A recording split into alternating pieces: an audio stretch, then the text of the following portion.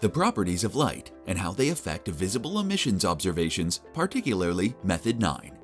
We define opacity as the amount of background blocked by an emission. Opacity is the obscuring power of the plume, expressed as a percent. Transmittance is the amount of light that passes unaffected through an emission, also expressed as a percentage.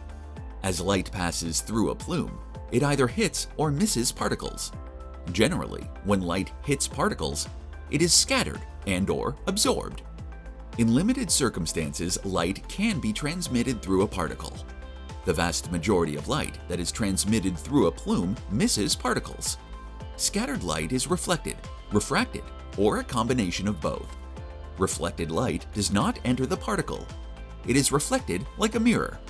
In refraction, the light enters the particle and changes direction.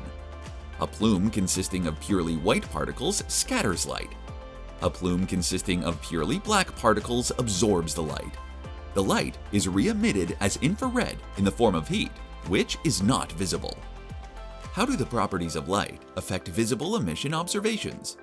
On a clear day in full sun, the scattering effect of reflection and refraction is at its maximum with white smoke. Observers tend to overstate the opacity of the plume, especially in opacity levels below 50%. Under these conditions, readings for black smoke tend to be very accurate.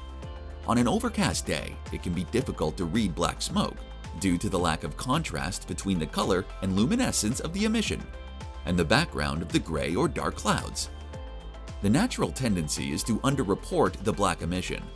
It is helpful to use a solid object in the background, such as a branch, as a reference when the clouds in the background are changing.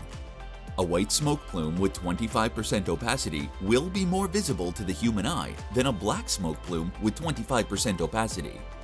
It is important not to confuse the visibility of the plume with the visibility of the background. Remember, you're estimating opacity based on the percentage of the background that is obscured. Light scattering mechanics apply not only to emissions, but the background as well. So it's important to choose a background that is in high contrast to the plume. A high degree of contrast is required in both color and luminosity. During field certification training, students are instructed how to adjust their visible emission observations for current conditions. With experience, observers learn to adjust to the varying sky conditions.